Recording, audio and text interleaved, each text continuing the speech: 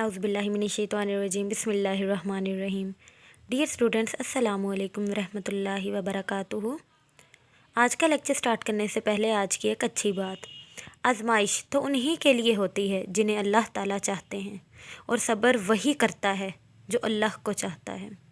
अब हम अपना आज का लेक्चर स्टार्ट करते हैं। आज का हमारा टॉपिक है, आपकी बुक की पेज नंबर 127 पर है, acid rain and it's effect. Acid rain बेटा कहते किसे हैं? एसिड रेन कहते हैं तेज़ाबी बारिश को। अब ये है क्या? आया कि हम एक बारिश को एसिड रेन का नाम देते क्यों हैं, तो उसके बारे में हम लोग पढ़ते हैं।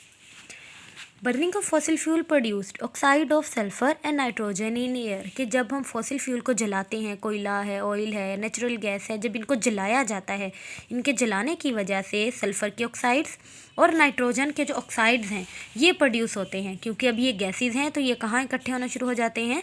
हवा में, क्योंकि इनकी डेंसिटी कम होती है। Rain water convert sulphur dioxide into H2SO4 and nitrogen oxide to HNO2 and HNO3।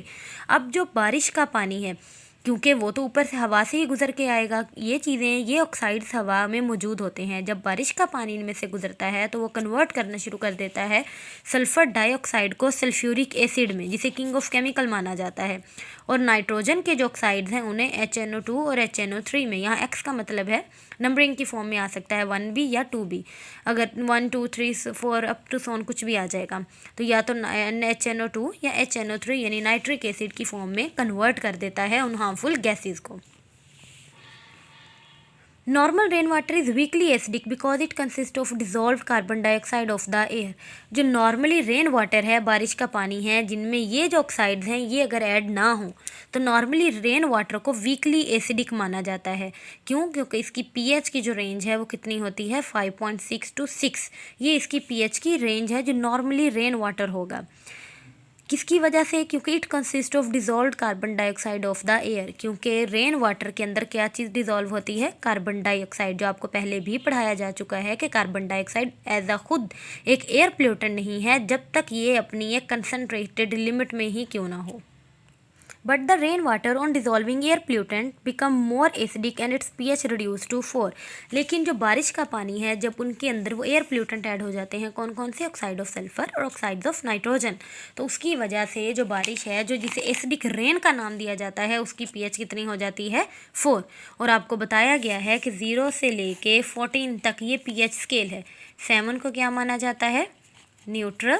7 से पीछे एसिडिक यानी माइनस की फॉर्म में एसिडिक होगा। 7 से 14 तक क्या माना जाता है? बेसिक। अब आप देखें 4 इस रेंज में आता है, तो 7 से पहले वाले किस रेंज में जाएंगे? एसिडिक की रेंज में।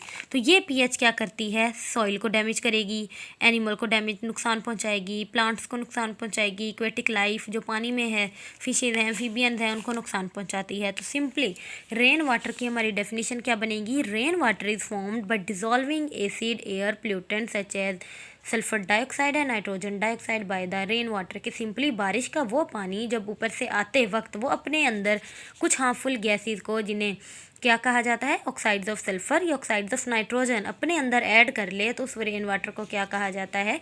Acidic rain. अब नेक्स्ट टॉपिक है इसके इफ़ेक्ट्स हैं, कि ये जो तेज़ाबी बारिश है जिनके अंदर प्लूटेंट्स होते हैं, ये हमारे आबो हवा पर, हमारी लाइफ पर क्या क्या असरअंदाज कर सकते हैं। तो पहला इफ़ेक्ट है acid rain on the soil and the rocks leeches heavy metal. जब ये बारिश का पानी ये मिट्टी पर पड़ता है या पत्थरों पर पड़ता है, तो इसकी वजह से वो लीचेज कहते हैं बहा कर ले जाना, तो वो बहा के ले जाता है हैवी मेटल्स को। एल्यूमिनियम है, Hg मरकरी को कहते हैं, Pb लेड है, क्रोमियम है, इन सबको अपने साथ बहा के ले जाता है। और कहाँ इंटर करवा देता है? रिवर में और लेक्स में, यानी दरियाओं में या फिर नदी नालों में। अब वो वहाँ से जो पानी है वो इंसान पिएंगे। जब इंसान पिएंगे तो ये हार्मफुल जो मेटल्स हैं, ये जो हैवी मेटल्स हैं, ये ह्यूमन के स्टमक में जाता है, तो वहाँ टॉक्सिक लेवल पर जाकर, क्योंकि जहरीला लेवल आ जाता है, तो इंसान के जिस्म पर असरअंदाज होगा।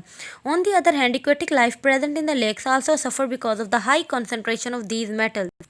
ना सिर्फ ये पानी इंसानों के लिए या जानवरों के लिए ख़तरनाक है, बल्कि जो इक्वेटिक लाइफ होगी, जो पानी के अंदर रह रही होती है, जैसे कि फिशेज हैं, एम्फीबियन हैं, इनकी वजह से एक्वेटिक लाइफ भी वो भी तबाह हो रही होती है, उन पर भी ख़तरनाक असरात मुरतब हो रहे होते हैं।